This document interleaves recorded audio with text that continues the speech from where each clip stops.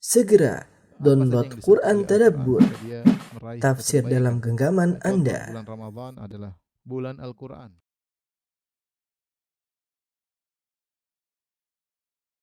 Bismillahirrahmanirrahim. Assalamualaikum warahmatullahi wabarakatuh. Alhamdulillahi ala ihsani wa syukru lahu ala taufiqihi wa amtinani. Asyhadu an la ilaha illallah wahdahu la syarika lahu ta'ziman li sya'ni. Wa asyhadu anna Muhammadan abduhu wa rasuluhu da'ila ridwani. Allahumma salli alaihi wa ala alihi wa ashabihi wa ikhwani.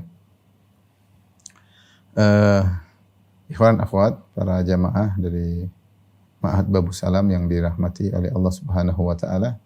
Kita melanjutkan bahasan kita tentang sejarah atau sirah dari Khulafaur Rasyidin, dan kita masih bahas tentang Abu Bakar As-Siddiq radhiyallahu taala anhu. Pada pertemuan lalu telah kita bahas tentang Abu Bakar, kemudian keistimewaan beliau, dan juga tentang keluarga beliau, nasab beliau, sifat-sifat beliau, akhlak beliau. Maka pada kesempatan kali ini untuk melengkapi tentang keistimewaan atau keutamaan Abu Bakar As-Siddiq radhiyallahu anhu, kita akan menyebut tentang hadis-hadis yang diriwayatkan oleh Imam Al-Bukhari dan juga Imam Muslim tentang keutamaan Abu Bakar As-Siddiq radhiyallahu taala anhu. Di antaranya hadis-hadis yang dibawakan oleh Imam Al-Bukhari ya dalam bab Sudul Abwab illa Baba Abi Bakar, ya, tentang bab tentang sabda Nabi SAW, tutup seluruh pintu kecuali pintu Abu Bakar. Akan kita bahas insyaAllah pada kesempatan kali ini. Demikian juga kita akan sebutkan hadis-hadis dalam Sahih Muslim, ya. Berikut saya akan bacakan hadis-hadis tentang keutamaan Abu Bakar radhiyallahu taala anhu. Yang pertama adalah hadis yang diriwayatkan oleh Abu Sa'id Al-Khudri radhiyallahu anhu. Beliau berkata, khataba Rasulullah sallallahu alaihi wasallam an-nabi khataba Rasulullah sallam an-nasa wa qala inna Allaha khayyara 'abdan baina ad-dunya wa baina ma 'indahu fakhtara dzalika al-'abdu ma 'inda Allah. Suatu hari Rasulullah sallam berkhutbah di hadapan manusia, di hadapan para sahabat. Kemudian Nabi berkata, sungguhnya Allah memberi pilihan kepada seorang hamba baina dunya, antara memilih dunia, wa baina ma 'indahu, atau memilih apa yang Allah siapkan di sisinya. Fakhtara dzalika al-'abdu ma 'inda Allah. Maka hamba tersebut ketika diberi pilihan, dia memilih ganjaran yang Allah siapkan di sisi Allah Subhanahu wa taala. Nabi ngomong begitu saja di hadapan orang-orang. Fabaka Abu Bakar. Abu Bakar ketika mendengar sabda Nabi tersebut, beliau menangis. Kata Abu Sa'id Al-Khudri, fa ajibna li bukaihi. Kami pun heran, ini kenapa Abu Bakar kenapa menangis?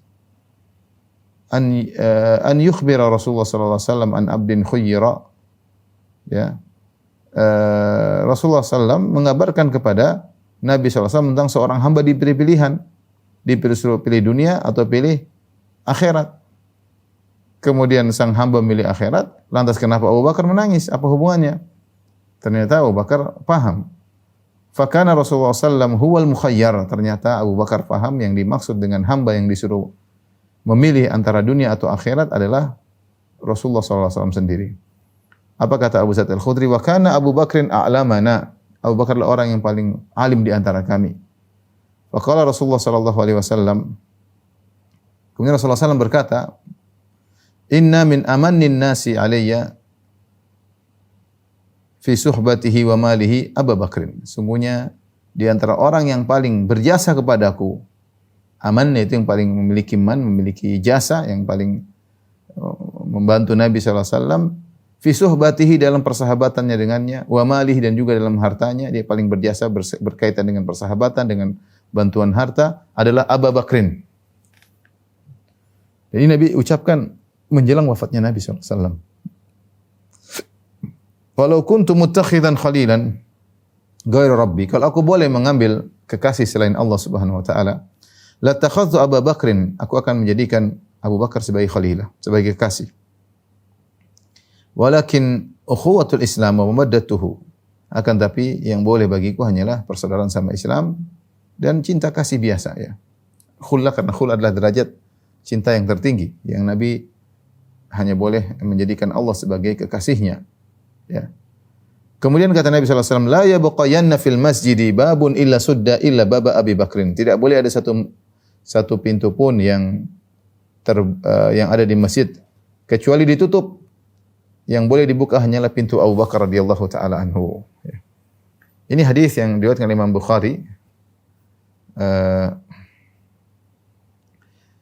menjelaskan ya bahwasanya Abu Bakar paham dan dia paling ngerti tentang perkataan sahabatnya yaitu Nabi sallallahu alaihi wasallam.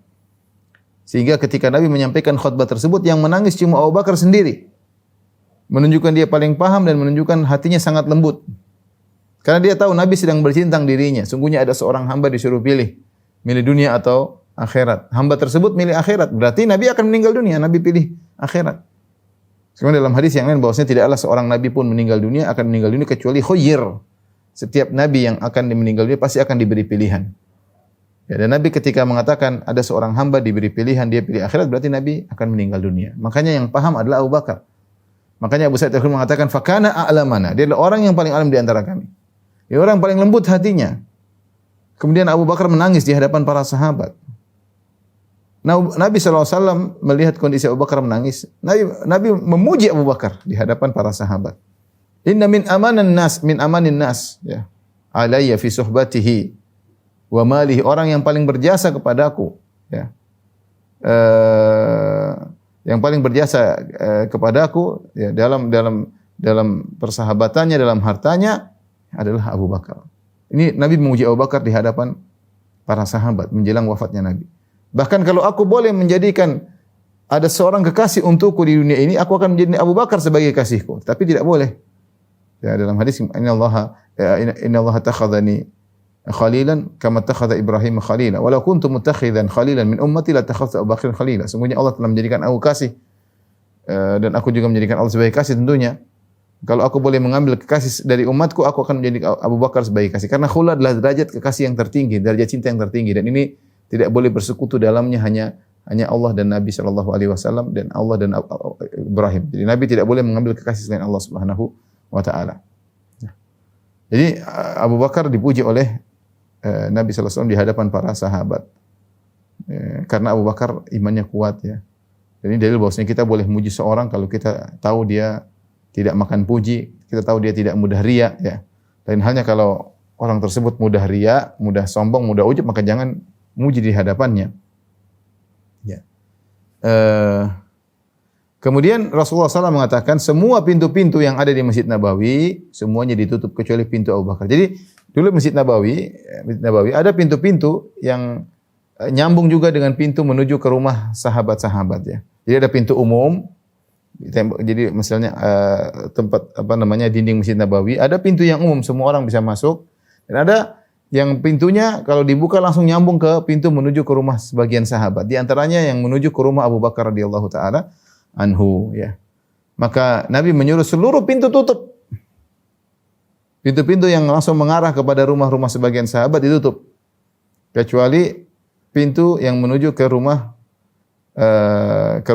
Abu Bakar radhiyallahu taala anhu. Dan ini isyarat bahwasanya Abu Bakar akan menjadi khalifah setelah Nabi karena khalifah dia harus pergi ke Masjid Nabawi untuk menjadi imam. Khalifah dahulu menjadi imam salat, maka pintu yang menuju rumah Abu Bakar jangan ditutup kata Nabi sallallahu alaihi wasallam. Ini di antara dalil tentang betapa cintanya Nabi sallallahu alaihi wasallam kepada Abu Bakar.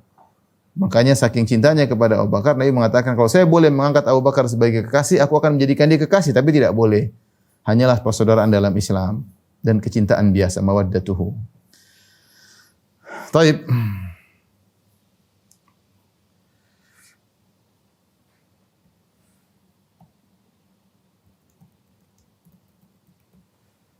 Berikutnya hadis yang kedua. Hadis diriwayatkan Imam Muslim. Kalau tadi dari Abu Bakar dari Bukhari, Imam Bukhari, sekarang dari Imam Muslim. Imam Muslim meriwayatkan dari Abu Hurairah radhiyallahu anhu menceritakan bahwasanya suatu hari Rasulullah SAW bertanya kepada para sahabatnya. Rasulullah SAW bertanya kepada para sahabat, "Man asbaha minkumul yawma sha'iman?" Siapa di antara kalian yang hari ini puasa? Qala Abu Bakar radhiyallahu anhu, "Ana." Saya puasa ya Rasulullah. Kemudian Rasulullah bertanya lagi, "Faman tabi'a minkumul yawma janazah?" Siapa di antara kalian yang melayat janazah, mengikuti janazah untuk dikuburkan? Qala Abu Bakar radhiyallahu anhu, ana, saya ya Rasulullah. Qala man at'ama minkumul yawma miskinan, siapa yang hari ini memberi makan kepada fakir miskin? Qala Abu Bakar radhiyallahu anhu, ana, saya Rasulullah. Qala faman ada minkumul yawma ridhan, siapa di antara kalian yang menjenguk orang sakit? Qala Abu Bakar, ana, saya Rasulullah. Subhanallah, setiap Rasulullah tanya siapa yang begini, siapa yang begini, Rasulullah mengatakan, Abu Bakar mengatakan saya. Siapa yang puasa? Kata Abu Bakar, saya. Siapa yang mengantar jenazah? Kata Abu Bakar, saya. Siapa yang memberi makan kepada fakir miskin? Kata Abu Bakar, saya. Siapa yang menyuruh orang sakit? Kata Abu Bakar, saya. Luar biasa. Kata Nabi SAW, majtama'na fi imri'in illa dakhala al-jannah. Tidaklah perkara-perkara ini terkumpul pada seorang mukmin kecuali masuk surga. Puasa, menyenguk orang sakit, memberi makan fakir miskin, mengantar jenazah, ini pasti masuk surga. Ini dalil bahwasanya Abu Bakar dijamin surga oleh Nabi sallallahu alaihi wasallam. Ini menunjukkan Abu Bakar adalah orang yang semangat beramal soleh, hari-harinya berkah, waktunya berkah, sehingga ketika ditanya siapa yang begini, kata Abu Bakar, saya. Subhanallah. Ya. Menunjukkan Abu Bakar sangat bersemangat dalam beramal soleh. Hati yang lembut, takwa yang tinggi, iman yang tinggi, dan diaplikasikan dengan amal soleh yang luar biasa. Dalam sehari terkumpul pada Abu Bakar banyak amal soleh. Memang kalau pertanyaan ini ditujukan kepada kita, siapa di antara kalian yang berpuasa hari ini? Wallahu alam. Siapa di antara kalian yang beri makan kepada fakir miskin? Wallahu alam. Siapa yang menyinggung orang sakit? Wallahu alam. Siapa yang melihat jenazah, mengantar jenazah ke kuburan? Wallahu alam. Kita belum tentu. Karena kesibukan kita lah, karena apalah, karena kemalasan kita. Tapi Abu Bakar radhiyallahu anhu mengumpulkan seluruh hal-hal tersebut dalam satu hari, sehingga Nabi mengatakan, majtama'na fi imri'in illa dakhala al-jannah. Tidaklah sifat-sifat ini terkumpulkan pada seorang kecuali dia masuk surga. Tapi hadis berikutnya diriwayatkan Imam Muslim juga. Kata Ibnu Umar radhiyallahu anhu, dari Ibnu Umar, kunna nukhayyiru bainan nasi fi zamanin Nabi sallallahu alaihi wasallam. Kami dahulu para sahabat pernah melakukan penilaian terhadap orang yang terbaik di zaman Nabi sallallahu alaihi wasallam. Siapa sih orang yang terbaik urutannya? Kami dulu begitu, kami ngomong siapa yang terbaik di antara para sahabat. Fanukhayyiru Abu Bakrin, maka kami menjadikan Abu Bakar adalah yang paling terbaik. Tsumma Umar bin Khattab, kemudian Umar bin Khattab, tsumma Utsman bin Affan, kemudian Utsman bin Affan radhiyallahu taala anhum. Ya. Ini jelas bahwasanya para sahabat dahulu mengetahui, karena Ibnu Umar berkata, kunna, kami dahulu para sahabat. Kami dulu memetakan sahabat-sahabat Nabi, maka kami mengatakan yang paling top adalah Abu Bakar, kemudian Umar, kemudian Utsman. Ya. Ini fi zamanin Nabi sallallahu alaihi wasallam, di zaman Nabi sallallahu alaihi wasallam mereka melakukan demikian. Artinya Nabi tahu akan hal tersebut. Misalnya dalam riwayat yang lain disebutkan, wan Nabi sallallahu alaihi wasallam yasma'u dzalika fala yunkiruhu. Nabi mendengar kami bicara yang paling terbaik adalah Abu Bakar, kemudian Umar, kemudian Utsman. Nabi dengar dan Nabi tidak mengingkari. Dalam riwayat Al-Bazzar disebutkan, wan Nabi sallallahu alaihi wasallam yasma'u dzalika fala yunkiruhu. Nabi mendengar hal tersebut, adanya kami memetakan orang-orang yang paling top, Abu Bakar, kemudian Umar, kemudian Utsman, dan Nabi tidak mengingkari. Menunjukkan ikrar, kalau dalam bahasa dalam istilah sunnah takririyah. Sunnah takrir artinya seakan-akan artinya Nabi membenarkan, kalau salah pasti Nabi tegur, enggak benar begitu. Yang paling mulia harusnya Utsman atau Umar misalnya. Ketika Nabi mendengar, Nabi tidak mengingkari, berarti adalah sunnah takririyah, dibenarkan oleh Nabi sallallahu alaihi wasallam.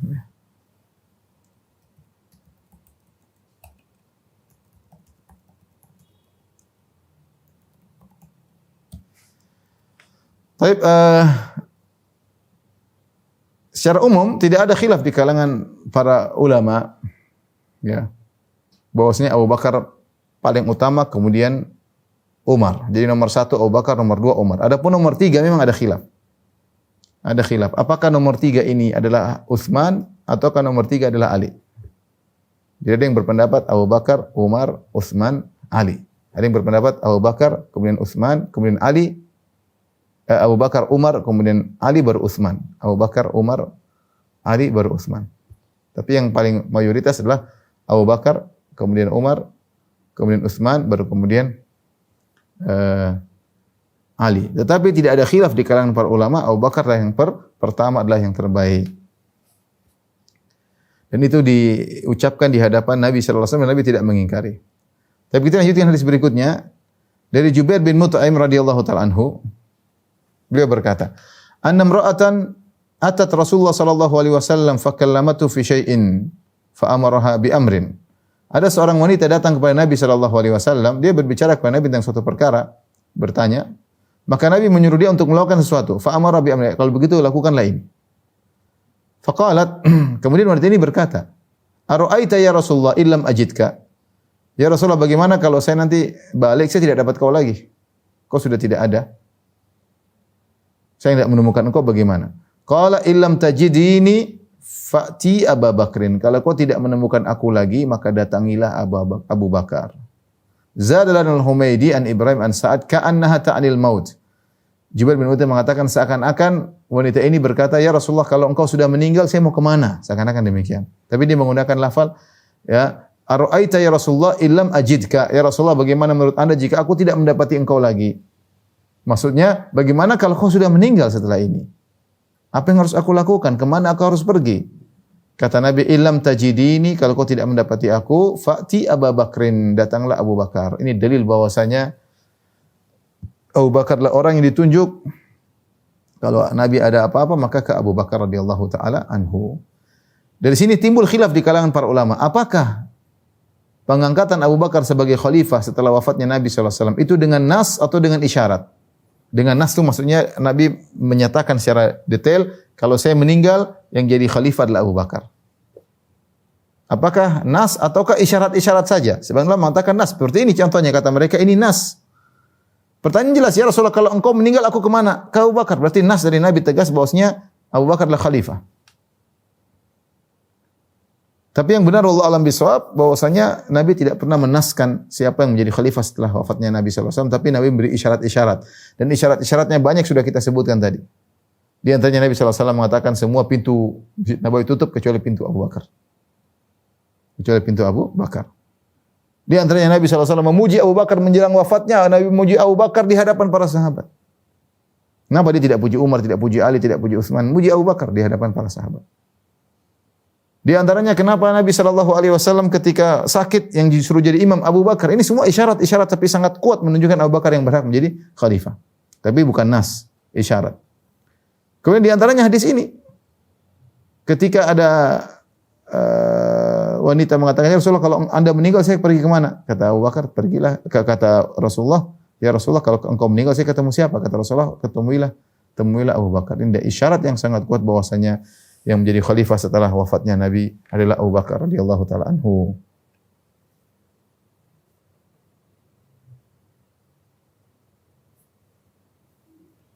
Hadis yang kelima tentang keutamaan Abu Bakar radhiyallahu anhu.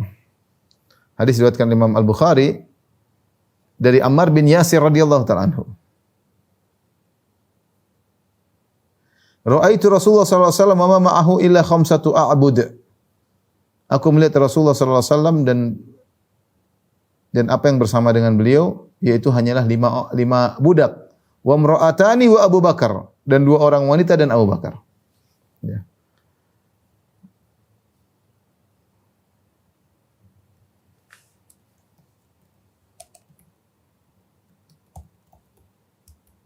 Hadis ini adalah hadis yang mulia karena yang meriwayatkan adalah Ammar bin Yasir. Kenapa? Ikhwan dan akhwat yang dirahmati Allah Subhanahu wa taala, karena Ammar bin Yasir adalah salah seorang sahabat yang diakui oleh orang-orang Syiah. Orang Syiah mengkafirkan para sahabat secara total kecuali beberapa orang, di antaranya Ammar bin Yasir. Dan Ammar bin Yasir ketika terjadi fitnah antara Ali bin Abi Thalib dengan Muawiyah, Ammar bin Yasir dalam rombongan barisan Ali bin Abi Thalib. Dan Rasulullah mengatakan taqtaluhu fi'atun baghiyah, dia akan dibunuh oleh kelompok yang membangkang. Ya, sehingga para ulama menjadikan dalil bahwasanya pertikaian antara Ali bin Abi Thalib dengan Muawiyah bin Abi Sufyan yang lebih menuju kepada kebenaran adalah Ali bin Abi Thalib. Di antara dalilnya karena di situ ada Ammar bin Yasir. Jadi Ammar bin Yasir adalah salah seorang sahabat yang tidak dikafirkan oleh orang Syiah. Tetapi dia meriwayatkan tentang keutamaan Abu Bakar. Kata Ammar bin Yasir, aku melihat Rasulullah SAW cuma 5 orang bersama dia, 5 budak, umro'atani 2 orang wanita dan Abu Bakar. Siapa 5 budak tersebut? Para ulama menjelaskan 5 budak tersebut adalah Bilal bin Rabah, ya. Bilal bin Rabah, kemudian Zaid bin Harithah, Amir bin Fuhairah, Abu Fukaihah, dan Syukran. 5 orang yang bersama Nabi ketika itu. Ya, Bilal bin Rabah, Zaid bin Haritha, Amir bin Fuhairah, Abu Fukaihah, kemudian Syukran. Adapun 2 wanita yang bersama Nabi sallallahu alaihi wasallam adalah Khadijah dan Ummu Aiman. Dan Abu Bakar, lelaki merdeka yang bersama Nabi, Abu Bakar. Ya. Ini dilihat oleh Ammar bin Yasir radhiyallahu taala anhu. Artinya yang nampak Abu Bakar sejak awal Islam, sejak awal dakwah Nabi dia sudah menunjukkan keislamannya. Semua orang tahu Abu Bakar Islam. Banyak sahabat ketika masuk Islam mereka masih sembunyi-sembunyi. Mereka berkumpul dengan Nabi sallallahu alaihi wasallam di Darul Arqam. Arqam bin Abil Arqam. Tetapi yang di antara yang nampak jelas-jelas adalah Abu Bakar radhiyallahu taala anhu. Oleh karenanya para ulama sepakat bahwasanya lelaki merdeka yang pertama kali masuk Islam adalah Abu Bakar. Lelaki dewasa merdeka yang pertama kali masuk Islam adalah Abu Bakar. Orang yang pertama masuk Islam di antaranya siapa? Khadijah tentunya. Khadijah yang pertama kali masuk Islam. Kemudian budak pertama kali masuk Islam Zaid bin Haritha. Anak kecil yang pertama kali masuk Islam adalah Ali bin Abi Thalib. Lelaki dewasa yang pertama kali masuk Islam adalah Abu Bakar As-Siddiq radhiyallahu taala anhu dan dia langsung berdakwah bersama Nabi dan dia nampak bersama Nabi, tidak sembunyi-sembunyikan Islamnya. Sebagaimana diriwayatkan oleh Ammar bin Yasir radhiyallahu taala anhu. Ini menunjukkan keutamaan Abu Bakar karena Abu Bakar radhiyallahu anhu awal-awal masuk Islam. Sampai dia mengatakan seluruh lelaki dewasa yang masuk Islam berarti mereka telah mencontohi Abu Bakar. Seluruh lelaki dewasa yang masuk Islam mereka mencontohi Abu Bakar dan seluruh pahala ngalir kepada Abu Bakar karena Nabi sallallahu alaihi wasallam mengatakan ya man sanna fil islami sunnatan hasanah falahu ajruha wa ajru man amila biha ila yaumil qiyamah. Siapa yang menjadi perintis pelopor kemudian dalam suatu kebaikan kemudian diikuti oleh orang lain, bagi dia pahala kebaikan tersebut dan bagi dia pahala orang yang mengikutinya. Yang menjadi perintis pelopor orang dewasa masuk Islam pertama kali adalah Abu Bakar radhiyallahu taala anhu. Sehingga para ulama mengatakan semua orang dewasa masuk Islam maka pahalanya mengalir juga kepada Abu Bakar radhiyallahu anhu karena dia yang pertama kali merintis hal tersebut, yang pertama kali mencontohkan. Baik, kita lanjutkan hadis berikutnya, hadis yang ke-6 dari Abu Darda radhiyallahu taala anhu. Abu Darda berkata, hadis ini adalah hadis riwayat Bukhari. Al-Imam Bukhari dalam sahihnya. Abu Darda berkata, "Kuntu jalisan inda Nabi sallallahu alaihi wasallam." Aku duduk bersama Nabi sallallahu alaihi wasallam. "Id aqbala Abu Bakrin akhidan bit tarafi thawbihi." Kata Abu Darda, aku duduk di sisi Nabi sallallahu alaihi wasallam, tiba-tiba datang Abu Bakar dengan mengangkat ujung bajunya. Hatta abda an rukbatayhi, sampai terlihat kedua lututnya. Datang tiba-tiba dan para sahabat sedang duduk bersama Nabi. Faqala Nabi sallallahu alaihi wasallam, Nabi berkata, "Amma sahibukum faqad ghamar." Kata Nabi, ini temanmu yang datang, teman kita yang datang ini teman kalian ada masalah. Fasallama, kemudian Abu Bakar mengucapkan salam. Wa qala inni kana baini wa baina Ibn al-Khattab syai'. Kata Abu Bakar, sungguhnya tadi ya Rasulullah ada masalah antara aku dengan Umar dan mereka dua sahabat yang sangat dekat. Tapi ada masalah. Gampangannya Abu Bakar curhat kepada Nabi sallallahu alaihi wasallam. Karena punya masalah bukan dengan sembarang orang, dengan orang yang sangat mereka cintai yaitu Umar bin Khattab radhiyallahu anhu. Maka dia berkata, Abu Bakar berkata, inni kana baini wa baina Ibn Khattab syai'. Ada masalah antara aku dengan Umar bin Khattab. Fa asra'tu ilaihi. Tapi aku terlalu cepat ngomong kepada dia, tsumma dan kemudian aku menyesal. Seakan-akan Abu Bakar terlanjur marah. Kemudian aku pun menyesal. Kata Abu Bakar, aku pun menyesal. Fa asaltuhu an yaghfira li. Aku berkata kepada Umar, ya Umar, maafkan aku. Ya, tadi terlalu cepat ngomong, kelepasan. Fa asra'tu ilaihi maksudnya kelepasan ngomong. Ya Umar, maafkan aku, kata Abu Bakar. Fa aba alayya, kata Abu Bakar, ya Rasulullah, tapi Umar tidak mau maafkan aku. Fa aqbaltu ilaika, makanya saya datang kepada engkau untuk curhat. Umar tidak memaafkan aku. Ini berat kalau kita ada persahabatan ribut. Kalau orang sembarang kita cuek aja, enggak maafkan, biarin aja. Tapi kalau itu kita masalah dengan teman dekat, kemudian kita minta maaf, dia tidak maafkan, berat bagi kita. Makanya Abu Bakar radhiyallahu anhu pergi ke Nabi sallallahu alaihi wasallam untuk curhat. Dia mengatakan, fa aqbaltu ilaika. Tatkala Umar tidak memaafkan saya, maka saya pergi kepada Anda wahai Rasulullah. Apa kata Nabi sallallahu alaihi wasallam? Yaghfirullahu laka ya Abu Bakrin. Allah mengampuni engkau wahai Abu Bakar. Salah 3 kali. Allah ampuni engkau wahai Abu Bakar. Allah ampuni engkau wahai Abu Bakar. Yaghfirullahu laka ya Abu Bakar. Allah ampuni engkau wahai Abu Bakar. Seakan-akan Nabi berkata, kalau Umar tidak maafkan enggak ada masalah. Allah ampuni engkau wahai Abu Bakar. Suma inna Umar nadim. Kemudian setelah itu Umar menyesal karena tidak memaafkan Abu Bakar. Dia menyesal. Fa'ata manzila Abi Bakar, maka dia pergi ke rumah. Dia menyesal kenapa tadi tidak maafkan Abu Bakar. Maka dia pun segera pergi ke rumahnya Abu Bakar. Fasala asama Abu Bakar, apakah ada Abu Bakar di rumah? Faqalu la, orang rumah berkata tidak ada Abu Bakar. Fa'ata ila Nabi sallallahu alaihi wasallam. Maka dia pun pergi menuju Nabi sallallahu alaihi wasallam. Datanglah di hadapan Nabi sallallahu alaihi wasallam, apa kata Abu Darda perawi hadis radhiyallahu anhu, faja'ala wajhun Nabi sallallahu alaihi wasallam yatama'ar. Rasulullah SAW wajahnya kelihatan marah kepada Umar, jengkel. Jengkel kepada Umar gara-gara tidak memaafkan Abu Bakar. Hatta asfaqa Abu Bakar, saya Abu Bakar kasihan lihat Umar digituin, ya.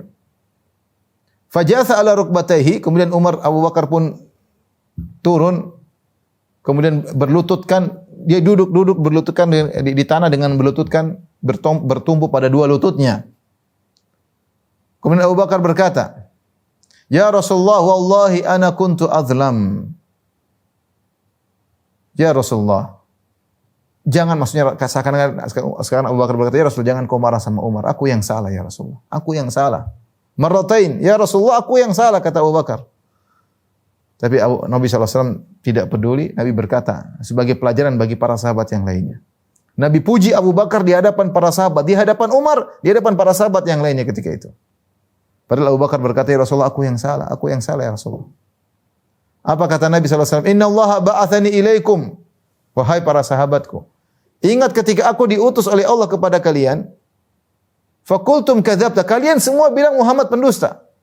Wa qala Abu Bakrin shadaq, Abu Bakar saja yang mengatakan Muhammad jujur, Muhammad benar. Rasulullah ingat tentang keutamaan Abu Bakar. Ingat dulu waktu aku diutus kepada kalian, semua kalian dari A sampai Z semuanya mendustakan aku. Yang bilang aku benar cuma Abu Bakar. Wa wasani bi nafsihi wa malihi, dan Abu Bakar ketika itu yang bantu dengan jiwanya dan hartanya, berjuang, berdakwah. Kata Nabi, "Fahal antum tariku li sahibi?" Bisakah tidak kalian tidak mengganggu sahabatku demi aku? Bisakah kalian tidak mengganggu sahabatku karena aku? Sampai Rasulullah SAW ulang sampai 2 kali. Fama udhiya ba'daha. Setelah tidak ada yang berani ganggu Abu Bakar radhiyallahu ta'ala anhu. Luar biasa ya bagaimana Abu Bakar radhiyallahu anhu benar-benar dibela oleh Nabi SAW. Orang yang bikin Abu Bakar marah, Rasulullah jadi marah. Padahal yang bikin marah, perhatikan, yang salah Abu Bakar. Abu Bakar yang salah, Abu Bakar yang minta maaf sama Umar, Umar tidak maafkan. Yang marah Nabi sallallahu alaihi wasallam. Yang marah Nabi sallallahu alaihi wasallam. Jadi tidak, Abu Bakar dibandingkan Umar beda. Umar adalah orang yang sangat hebat radhiyallahu anhu, tapi kalau mau dibandingkan Abu Bakar masih kalah. Masih kalah jauh. Umar yang berkata, "Lau wuzina imanu Abi Bakr ma imanil ummah la raja imanu Abi Bakar." Kalau ditimbang imannya Abu Bakar ditimbang dengan imannya umat, masih lebih berat imannya Abu Bakar. Maksudnya iman manusia di zaman tersebut selain Nabi SAW masih berat imannya Abu Bakar. Berarti Abu Bakar memiliki kedudukan yang sangat tinggi. Kemudian gitu bisa ambil faedah dari kisah ini bahwasanya namanya sahabat bisa terjadi pertikaian. Tidak ada yang sempurna. Terjadi kesalahpahaman. Lihat Abu Bakar dan Umar terjadi kesalahpahaman beberapa kali, di antaranya ini. Saya pernah suara mereka saling angkat-angkatan, kuat-kuatan ketika datang utusan dari Bani Tamim, kisah fi amil wufud, sebagaimana kita bisa baca dalam tafsir surat Al-Hujurat, sampai mereka berdua angkat suara, saling berselisih. Tapi tetap cinta itu ada. Namanya sahabat ya, tidak ada yang sempurna. Ya pasti punya salah. Dan kita saatnya kita maafkan sahabat kita yang bersalah. Berikutnya, di antara faedah hadis ini bahwasanya seorang kalau salah ngaku salah, minta maaf. Meskipun dia kedudukannya lebih tinggi, lebih berilmu daripada orang yang dia minta maaf kepadanya. Lihatlah Abu Bakar radhiyallahu anhu mau minta maaf kepada Umar, padahal Abu Bakar lebih mulia daripada Umar bin Khattab radhiyallahu taala anhu. Hadis berikutnya, hadis nomor 7. Hadis diriwayatkan oleh Amr bin As radhiyallahu taala anhu. Amr bin As radhiyallahu anhu masuk surga masuk Islam belakangan. Tidak salah entah tahun ke-7, tahun ke-6 ya. Pokoknya belakangan baru masuk Islam. Namun dia sebelumnya adalah orang yang hebat. Orang hebat diakui oleh orang Quraisy. Cerdas, pandai ngomong, ahli diplomasi. Ya. Makanya Di antara bukti bahwasanya Amr bin As adalah ahli diplomasi, pandai berbicara. Ketika para sahabat berhijrah ke negeri Habasyah, siapakah yang diutus oleh Abu Jahal untuk berbicara dengan Raja Najasyi? Agar memprovokasi Raja Najasyi agar menolak kaum muslimin yang berhijrah ke negeri Habasyah. Orang tersebut yang dipilih oleh Abu Jahal adalah Amr bin As ketika dia masih kafir. Karena dia pandai berbicara, orang cerdas. Kemudian buktinya juga ketika terjadi pertikaian antara Ali bin Abi Thalib dengan Muawiyah bin Abi Sufyan radhiyallahu anhuma. Ali memilih kubu Abu Musa al-Asy'ari. Muawiyah memilih dari kubu Muawiyah, perwakilan adalah Amr bin As. Kenapa? Karena Amr bin As seorang cerdas. Cuma dia masuk Islam terlambat. Ketika dia baru masuk Islam, baru beberapa bulan, Rasulullah SAW memuliakan dia. Maka Rasulullah SAW menyuruh dia untuk menjadi pimpinan perang dalam perang Dzatus Salasil. Perang Dzatus Salasil. Ini kisahnya menakjubkan kisah perang Dzatus Salasil. Tapi intinya dalam pasukan perang tersebut yang menjadi pemimpin adalah Amr bin As. Baru beberapa bulan masuk Islam. Di antara anak-anak buahnya, pasukan anak buah daripada Amr bin As adalah ada sahabat-sahabat mulia, ada kaum Muhajirin, kaum Ansar. Kaum Muhajirin, kaum Ansar jadi anak buahnya Amr bin As. Di antara kaum Muhajirin tersebut adalah Abu Bakar, ada Umar.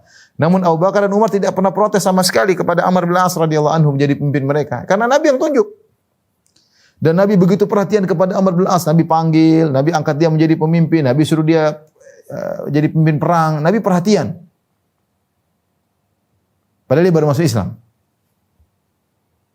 Saking perhatiannya Nabi kepada Amr bin As radhiyallahu ta'ala anhu, sampai Amr bin As menganggap Nabi sangat sayang kepada dia. Nabi sangat cinta kepada dia. Dilihat Nabi begitu, subhanallah. Padahal Amr bin As pernah mengatakan, ya, orang yang paling aku benci adalah Muhammad. Jika aku mampu membunuh Muhammad, aku akan bunuh dia. Cita-citaku ketika aku benci kepada Muhammad, cita-citaku bagaimana aku bisa berkesempatan untuk bunuh Muhammad, itu cita-citaku. Seandainya aku mati ketika itu, fakuntu min ahli nar, aku pasti masuk neraka jahanam. Orang paling aku benci dan aku cita-citaku bunuh Muhammad.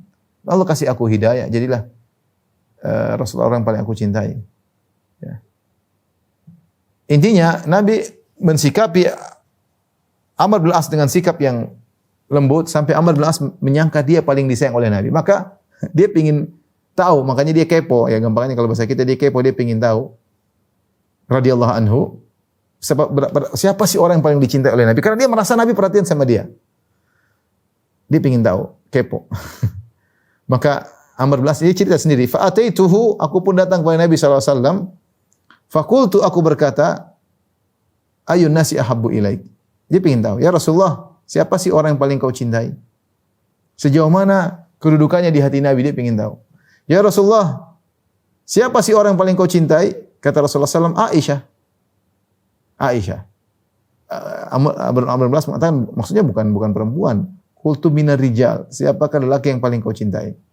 Rasulullah menjawab, Abuha, ayahnya, yaitu Abu Bakar As-Siddiq.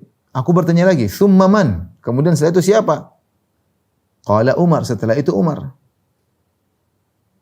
Thumma man? Kemudian siapa? Kemudian siapa? Kemudian siapa? Fa'adda rijalan. Kemudian Rasulullah menyebutkan beberapa orang setelah itu, fasakattu, aku diam.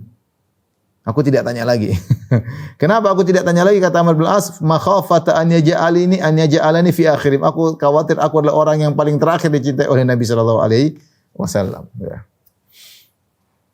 Ini menunjukkan bagaimana mulianya akhlak Nabi sallallahu alaihi wasallam bersikap kepada seorang yang baru masuk Islam sampai orang tersebut merasa dia yang paling dicintai. Tapi kita mengambil faedah dari sini bahwasanya lelaki yang paling dicintai oleh Nabi adalah Abu Bakar As-Siddiq radhiyallahu taala anhu. Abu Bakar As-Siddiq radhiyallahu taala anhu. Taib, hadis berikutnya dari hadis riwayat Aisyah radhiyallahu taala anha. Dan di sini ada rekomendasi kepada Abu Bakar. Saya bacakan hadisnya. Rasulullah SAW bersabda, "Man jarra thawbahu khuyala lam yanzurillahu ilaihi yaumal qiyamah." Siapa yang memakai bajunya sampai isbal, kemudian digeret melebihi di bawah mata kaki sampai menjulur bahkan di tanah, kemudian dia geret karena sombong, dia pakai baju begitu karena sombong, lam yanzurillahu ilaihi yaumal qiyamah. Allah tidak akan melihatnya pada hari kiamat. Karena itu Allah tidak memandangnya dengan pandangan rahmat. Padahal orang-orang di akhirat sangat butuh rahmat Allah, tapi Allah tidak akan memandang dia. Qala Abu Bakar. Abu Bakar ketika mendengar hadis tersebut dia berkata, "Ya Rasulullah, inna ahada shiqqai izari yastarkhi." Ya Rasulullah, sungguhnya salah satu dari sarungku sebelah kanan atau sebelah kiri sering melorot ya Rasulullah. Sampai jatuh di bawah mata kaki. Illa an ata'ahada dzalika minhu, kecuali aku jaga terus linting lagi. Sering kali saking kurusnya Abu Bakar, sarungnya sering menjulur di bawah kakinya. Faqala Nabi sallallahu alaihi wasallam, Rasulullah SAW berkata, "Lasta mimman yasna'u khuyala." Engkau tidak melakukannya karena sombong, wahai Abu Bakar. Ini jelas bahwasanya Abu Bakar bukan orang yang sombong. Dengan berbagai macam kemuliaannya, dia bukan orang sombong. Yang mengatakan demikian adalah Nabi sallallahu alaihi wasallam.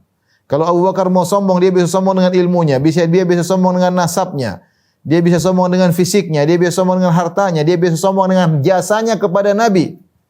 Dia bisa sombong dengan jasanya kepada Islam. Tapi dia tidak sombong. Nabi mengatakan, "Lasta mimman yasna'uhu khuyala." Kau bukan termasuk orang yang melakukannya karena sombong. Tapi hadis berikutnya, ikhwan dan akhwat, para jamaah kajian Majelis Ta'lim Pondok Babu Salam yang dirahmati Allah Subhanahu wa taala. Hadis yang ke-9 dari Abu Hurairah radhiyallahu ta'ala anhu. Dia pernah mendengar Rasulullah SAW bersabda, "Man anfaqa zawjaini fi sabilillah nudiya min abwabil jannah ya Abdullah." Barang siapa yang berinfak dengan dua sepasang hartanya, maka dia di jalan Allah Subhanahu wa taala, maka dia akan dipanggil dari pintu-pintu surga, dipanggil ya Abdullah, wahai Abdullah. Hadza khairun, inilah kebaikan. Faman kana min ahli sholati du'iya min babi salat. Siapa yang rajin salat, istimewa salatnya, perhatian sama salat lebih daripada yang lainnya, du'iya min babi salat, maka dia akan dipanggil di surga dari pintu salat. Wa man kana min ahli jihad du'iya min babil jihad. Siapa yang suka berjihad di jalan Allah Subhanahu wa taala, maka dia akan dipanggil dari pintu jihad. Wa man kana min ahli siyam, siapa yang suka berpuasa sunnah, berpuasa Ramadan, puasa sunnah, du'iya min babir rayyan, maka dia akan dipanggil dari pintu surga namanya Ar-Rayyan. Wa man kana min ahli shadaqati du'iya min babis shadaqah. Siapa yang suka bersedekah, pada hari kiamat kelak dia akan dipanggil untuk masuk surga lewat pintu sedekah namanya. Rasulullah mendengar hal ini, Abu Bakar mendengar penjelasan Nabi ini, Abu Bakar berkata, "Bi abi anta wa ummi, ya Rasulullah, aku menebus engkau dengan ayah dan ibuku. Ma'ala man du'iya min tilkal abwabi min darurah. Fahal yud'a ahdun min tilkal abwabi kullihim?" Ya Rasulullah, tentu tidak mesti harus dipanggil seluruh pintu. Yang penting kan masuk surga ya Rasulullah. Masuk pintu mana saja enggak ada masalah. Tapi adakah seorang, ini pertanyaan Abu Bakar, pingin tahu. Ya Rasulullah, kan Rasulullah sebut ini dipanggil dari pintu ini dipanggil dari pintu salat, ini dipanggil dari pintu puasa, ini dipanggil dari pintu jihad, ini dipanggil dari pintu sedekah. Nah Rasulullah, fahal yud'a ahadun min tilkal abwabi kulliha? Apakah ada orang yang dipanggil dari seluruh pintu? Semua pintu manggil dia bebas masuk lewat mana saja. Kata Nabi, "Na'am, ada. Arju an takuna minhum." Aku berharap kau termasuk dari orang tersebut yang dipanggil dari seluruh pintu. Luar biasa. Ya. Ini menunjukkan keistimewaan Abu Bakar radhiyallahu anhu karena dia akan dipanggil di surga dari seluruh pintu, manggil dia. Silakan masuk di pintu mana saja. Ini dalil bahwasanya Abu Bakar pasti masuk surga.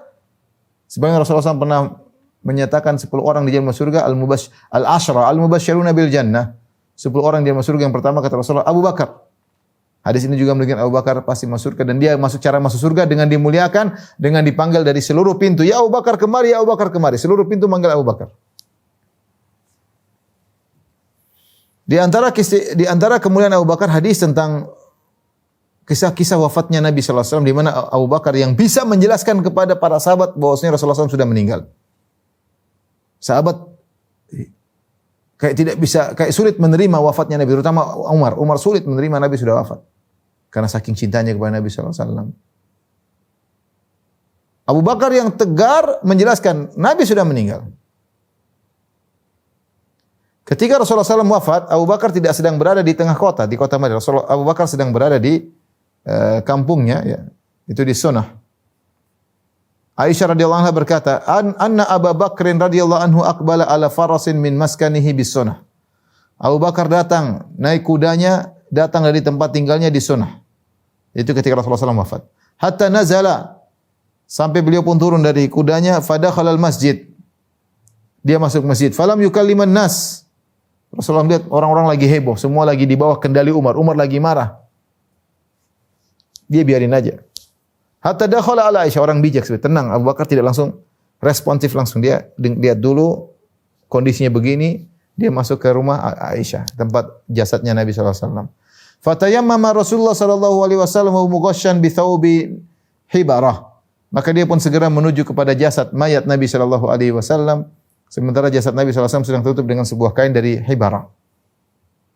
Fakashafa an wajhihi, kemudian dia pun buka wajah Nabi sallallahu alaihi wasallam. Thumma akabba alaihi faqabbala, kemudian dia pun turun menundukkan kepalanya menuju wajah Nabi, faqabbalahu, kemudian dia cium Nabi sallallahu alaihi wasallam, wa baka, kemudian dia pun menangis. Thumma qala, kemudian dia berkata, bi abi anta wa ummi, wallahi la yajma'allahu alaika mautatain. Amal mautatul lati kutibat alaika faqad muttaha. Ya Rasulullah, aku menebus engkau dengan ayah dan ibuku. Demi Allah, ya, Allah tidak akan menyatukan kepadamu dua kematian. Artinya setelah ini kau tidak akan mati lagi. Adapun kematian yang telah ditetapkan oleh Allah atasmu, yang pertama telah kau alami sekarang. Ketika Nabi meninggal, Umar tidak bisa menerima. Umar berkata, wallahi ma mata Rasulullah sallallahu alaihi wasallam. Demi Allah, Rasulullah SAW belum meninggal. Wala yab'atsanna Allahu fala yaqta'anna aydiya rijalin wa urjulahum. Sungguh Allah akan membangkitkan Muhammad. Dan Muhammad sallallahu alaihi wasallam akan memotong tangan-tangan dan kaki-kaki orang. Ya. Umar tidak menerima Rasulullah SAW sudah meninggal. Dalam riwayat yang lain, wallahi ma mata Rasulullah sallallahu alaihi wasallam. Kata Umar, demi Allah, dia bersumpah, demi Allah Rasulullah belum meninggal. Wala yamutu, dan Rasulullah tidak akan meninggal hatta yaqta aydiya unasin minal munafiqin katsirun wa arjulahum. Dan Rasulullah SAW tidak akan meninggal sampai dia memotong kaki-kaki dan tangan-tangan orang munafik banyak. Rasulullah belum meninggal.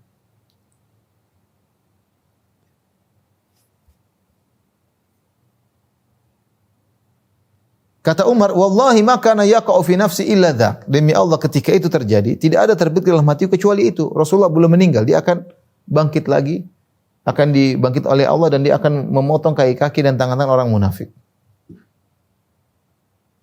Ini sikap Umar. Tapi lihat bagaimana Abu Bakar menghadapi. Seakan-akan orang juga takut menentang Umar. Tapi Abu Bakar menyelesaikan permasalahan. Ibnu Abbas berkata, anna Abu Bakrin kharaja wa Umar bin Khattab yukallimun nas. Abu Bakar keluar menuju masjid sementara Umar sedang ngomong kepada manusia. Ngomong mendominasi. Siapa yang bilang Muhammad mati, awas. Siapa yang bilang Muhammad belum meninggal, Rasulullah akan bangkit. Dia ngomong terus. Abu Bakar dengan haibahnya berkata, ijlis ya Umar. Duduk wahai Umar, jangan ngomong terus. Fa aba Umar an yajlis. Umar tidak mau ngomong, dia ngomong terus.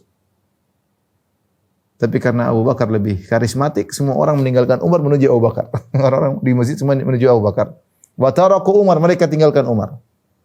Maka Abu Bakar pun berkhutbah atau menyampaikan nasihat. Beliau berkata, amma ba'du, faman kana minkum ya'budu Muhammadan sallallahu alaihi wasallam fa inna Muhammadan qad mat.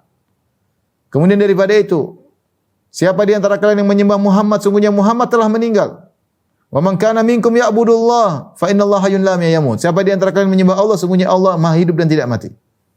Kemudian beliau berdalil, beliau berkata, qala Allah Ta'ala, Allah berfirman, wa ma Muhammadun illa rasulun qad khalat min qablihi rusul. Afa immata aw qutilan qalabatum ala aqabikum. Tidaklah Muhammad kecuali hanya seorang rasul yang telah berlalu sebelumnya rasul-rasul yang lain. Bukankah rasul-rasul sebelumnya sudah meninggal? Sama, Muhammad juga rasul sebagaimana yang lain akan meninggal juga. Wallahi laka anna an-nas lam ya'lamu anna Allah anzala hadhil ayah. Kata Ibnu Abbas, demi Allah seakan-akan orang-orang hilang dari mereka ayat ini. Seakan-akan Allah tidak pernah menurunkan ayat ini. Hatta talaha, sampai Abu Bakar yang baca. Saking mereka lagi bingung, sedihnya bertumpuk-tumpuk sehingga mereka tidak ingat ayat ini. Nah, Abu Bakar yang mengingatkan. Fatalaqaha minhun nasu kulluh, maka semua orang mendengar ayat tersebut mereka terima. Fama asma'a basyaran minan nas illa yatluha. Fama asma'u basyaran minan nas illa yatluha. Semua sahabat ulang-ulang. Wa ma kana Muhammadun illa rasulun qad khalat min qablihi ar-rusul. Wa ma kana Muhammadun illa rasulun qad khalat min qablihi ar-rusul. Afa immata aw qutilan qalabatum ala aqabikum. Semua ucapkan ayat tersebut. Umar berkata, wallahi ma huwa illa an sami'tu Abu Bakrin talaha fa aqirtu. Kata Umar, demi Allah, tidaklah ketika aku mendengar, begitu aku mendengar Abu Bakar membaca ayat ini, aku pun lemas. Hatta ma tuqilluni rijlaya, sampai kedua kakiku tidak bisa memangkuku, tidak kuat. Lemas mendengar ayat benar-benar berarti Rasulullah meninggal dunia. Wa hatta ahwaitu ilal ardi hina sami'tu talaha. Sampai aku pun tersungkur ke tanah ketika aku mendengar Nabi Abu Bakar membaca ayat tersebut. Alimtu anna an-nabiyya sallallahu alaihi wasallam qad mat. Maka aku tahu bahwasanya benar-benar Rasulullah SAW sudah meninggal dunia. Lihatlah bagaimana sikap Abu Bakar ketika sahabat sedang bingung, sedang bimbang, dia mengucapkan kata-kata dengan berdalil membuat mereka semua tenang. Itulah Abu Bakar radhiyallahu taala anhu. Tapi di antara keutamaan Abu Bakar, sebuah hadis yang diriwayatkan oleh Imam Bukhari dari Muhammad bin Ibn Hanafiyah. Muhammad ibn Hanafiyah adalah anaknya Ali bin Abi Thalib. Jadi Ali bin Abi Thalib menikah dengan Fatimah, anaknya Hasan, Husain, ya, di antaranya. Kemudian ketika Fatimah meninggal, Ali punya anak dari yang lain, dari wanita yang di antaranya dari seorang wanita dari kabilah Banu Hanifah. Dari kabilah Banu Hanifah. Makanya anaknya disebut dengan Muhammad bin Hanafiyah. Dinisbatkan kepada ibunya, bukan Muhammad bin Ali, untuk membedakan antara bahwasanya dia bukan anaknya Fatimah. Maka disebut Muhammad bin Hanafiyah. Berarti anaknya Ali bin Abi Thalib. Nah, sekarang kita akan sampaikan hadis tentang keutamaan Abu Bakar yang meriwayatkan adalah anaknya Ali bin Abi Thalib dari bapaknya Ali bin Abi Thalib. Kenapa ini penting? Karena orang-orang Syiah menggambarkan bahwasanya Ali bin Abi Thalib benci kepada Abu Bakar, Ali bin Abi Thalib mengkafirkan Abu Bakar. Kenyataannya tidak demikian. Ini hadis yang riwayatkan adalah dari Ahlul Bait. Jadi Ali bin Abi Thalib anaknya Muhammad bin Hanafiyah. Muhammad bin Hanafiyah berkata, aku berkata kepada ayahku, ayun nasi khairun ba'da Rasulullah sallallahu alaihi wasallam, wahai ayahanda, siapakah manusia terbaik setelah Rasulullah sallallahu alaihi wasallam? Kata Rasulullah SAW, qala Abu Bakar. Abu Bakar. Qultu thumma man? Kemudian siapa ya ayahanda setelah Abu Bakar? Thumma Umar. Kemudian Umar, kata Ali bin Abi Thalib. Wa khasyitu an yaqula Utsman, aku khawatir dia bilang Utsman, faqultu thumma anta. Aku khawatir ayahku berkata nomor 3 adalah Utsman, maka aku langsung mendahului, aku mengatakan, kemudian yang ketiga engkau ya ayah kan? Engkau. 1 Abu Bakar, 2 Umar, ketiga engkau kan? Karena dia tidak khawatir Ali mengatakan nomor 3 Utsman. Maka sang anak mendahului. Nomor 3 engkau kan ya ayahanda? Apa kata Ali bin Abi Thalib dengan penuh tawadhu'nya? Ma ana illa rajulun minal muslimin. Saya hanyalah seorang laki sama dengan kaum muslimin yang lain. Tapi ini hadis penting riwayat Bukhari dari Ali mengakui orang terbaik adalah Abu Bakar kemudian Umar. Sementara orang Syiah bingung menghadapi seperti ini, bingung. Mereka tidak percaya kepada Sahih Bukhari. Mereka mengatakan Abu Bakar kafir, Umar kafir, Utsman kafir dan lainnya. Taib, hadis berikutnya tentang keutamaan Abu Bakar. Ketika terjadi perselisihan antara Khalid bin Walid dengan Abdurrahman bin Auf. Ini isyarat tentang keutamaan Abu Bakar, meskipun secara tidak langsung. Khalid bin Walid marah dan dia mencaci Abdurrahman bin Auf. Biasa. Abdurrahman bin Auf adalah orang hebat. Masuk Islam di awal Islam. Dan dia masuk Islam dengan dakwahnya Abu Bakar. Ketika ada masalah dengan Khalid bin Walid masuk Islam belakangan, sekitar tahun ke-7 Hijriah. Belakangan baru masuk Islam. Sekitar tahun 7 Hijriah. Jauh setelah Islamnya Abdurrahman bin Auf masuk Islam di awal Islam. Berarti setelah sekitar 13-20 tahun kemudian baru Khalid masuk Islam. Antara Islamnya Abdurrahman bin Auf dengan Khalid bin Walid 20 tahun. Tapi dua-duanya sahabat. Tetapi Abdurrahman bin Auf sahabat spesial. Khalid bin Walid yang dipuji oleh Nabi dengan dikatakan Saifullah, pedang Allah. Ketika ada sengketa antara Khalid dengan Abdurrahman bin Auf, manusia biasa. Khalid pun marah dan dia pun mencela Abdurrahman bin Auf. Sampailah kabar ini kepada Nabi SAW. Maka Rasulullah SAW berkata, la tasubbu ashabi. Jangan kalian mencaci maki sahabatku. Jangan kalian mencela sahabatku. La tasubbu ashabi. Jangan kalian mencela sahabatku. Fawalladhi nafsi biyadihi. Demi zat yang jiwaku berada di tangannya. Lau anna ahadakum an anfaqa mithla Uhudin dhahaban ma adraka mudda ahadim wala nasifa. Demi zat yang jiwaku berada di tangannya. Seandainya salah seorang dari kalian berinfak dengan emas sebesar gunung Uhud, ya, tidak akan sama dengan infaknya seorang sahabatku, yaitu yang pertama awal-awal masuk Islam, ya, meskipun hanya berinfak 2 genggam gandum atau setengah 1 genggam, 2 tangan genggam gandum atau 1 tangan genggam gandum. Ini perhatikan, ini hadis meskipun memuji Abdurrahman bin Auf, tapi secara tidak langsung memuji Abu Bakar As-Siddiq. Kenapa? Dari dua sisi. Karena semua kebaikan Abdurrahman bin Auf kembali kepada Abu Bakar. Kenapa? Karena Abdurrahman bin Auf masuk Islam lewat tangan Abu Bakar. Yang pertama. Yang kedua, jika Abdurrahman bin Auf luar biasa pahala dari sedekah yang dia lakukan, apatah lagi Abu Bakar yang Nabi mengatakan inna min amanin nas, orang yang paling berjasa kepadaku. Yang Nabi pernah berkata, mana fa'ani malun qad, mana fa'ani malu Abi Bakar. Tidak ada harta bermanfaat bagiku seperti hartanya Abu Bakar. Yang Nabi berkata, wa wasani bimalihi wa nafsihi. Ketika kalian mendustakan aku, para sahabatku di awal Islam, yang membantuku dengan raganya dan hartanya adalah Abu Bakar. Jadi Abu Bakar perintis dalam bersedekah. Sehingga sedekahnya tidak sama dengan sedekah orang-orang sekarang. Demikian juga hadis diriwayatkan berikutnya, hadis nomor 13 dari Abu Musa Al-Asy'ari radhiyallahu anhu. Ingat, Abu Musa ini orang spesial. Abu Musa Al-Asy'ari radhiyallahu anhu termasuk orang yang disenangi oleh Ali bin Abi Thalib. Oleh karenanya ketika terjadi pertikaian antara Ali bin Abi Thalib dengan Muawiyah bin Abi Sufyan, saya sudah sebutkan tadi, Muawiyah bin Abi Sufyan mengutus hakam, wakilnya adalah Amr bin As. Adapun Ali bin Abi Thalib mengutus Abu Musa Al-Asy'ari. Mereka adalah hakaman, dua hakim yang berunding tentang peperangan antara Ali dan Muawiyah yang kemudian berhenti sehingga kemudian mereka berunding. Tapi yang jadi perhatian kita bahwasanya Ali bin Abi Thalib mengutus Abu Musa Al-Asy'ari. Berarti Abu Musa Al-Asy'ari diridhai oleh Ali bin Abi Thalib. Nah, Abu Musa Al-Asy'ari diridhai oleh Ali bin Abi Thalib. Dia meriwayatkan keutamaan tentang Abu Bakar. Kata Abu Musa Al-Asy'ari radhiyallahu anhu, "Anna Nabi sallallahu alaihi wasallam dakhala ha'itan." Rasulullah sallallahu masuk dalam satu kebun. Wa amarani bi hifdhi babil ha'id. Aku disuruh berjaga di pintu kebun, jangan ada yang masuk. Faja'ala rajulun yasta'dhinu. Maka ada seorang yang minta izin masuk ketemu Nabi. Rasulullah berkata, "Idzan lahu wa basyirhu bil jannah." Izinkan dia ketemu. Assalamualaikum. Kata Rasulullah, izinkan dia masuk dan beri kabar gembira bahwasanya dia masuk surga. Fa idza Abu Bakar, ternyata yang izin tersebut Abu Bakar radhiyallahu anhu. Ini dalil bahwasanya Abu Bakar adalah masuk surga. Dan diriwayatkan oleh Abu Musa Al-Asy'ari, orang yang dipercaya oleh Ali bin Abi Thalib. Sementara orang Syiah mengatakan Abu Bakar di neraka. Dan doa mereka adalah Allahumma al'an sanamai Quraisy, ya Allah laknatlah dua berhala Quraisy, maksudnya Abu Bakar dan Umar. Itu doa mereka. Mereka merasa beribadah kalau mencaci maki Abu Bakar dan Umar. Sementara Abu Musa Al-Asy'ari mengatakan hadis Nabi tentang Abu Bakar di surga. Tapi hadis berikutnya dari Anas bin Malik radhiyallahu ta'ala anhu. Anna Nabi sallallahu alaihi wasallam sa'ada Uhudan wa Abu Bakar wa Umar wa Utsman. Suatu hari Abu Bakar, Nabi naik gunung Uhud. Ada Nabi, ada Abu Bakar, ada Umar, ada Utsman.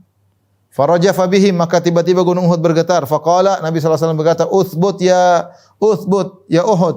Uthbut Uhud fa inna ma 'alaika nabiyyun wa siddiqun wa syahidan." Tenanglah engkau wahai gunung Uhud, sungguhnya di atasmu adalah seorang nabi dan siddiq yaitu Abu Bakar, wa syahidan dan dua orang mati syahid yaitu Utsman dan Umar bin Khattab radhiyallahu anhu. Ini juga dalil bahwasanya keutamaan Abu Bakar, di mana Abu Bakar digelari dengan siddiq oleh Nabi sallallahu alaihi wasallam. Hadis riwayat Bukhari. Hadis berikutnya, ini dua hadis lagi. Dari Ibnu Abbas radhiyallahu anhu beliau berkata, "Inni la waqifun fi qaumin."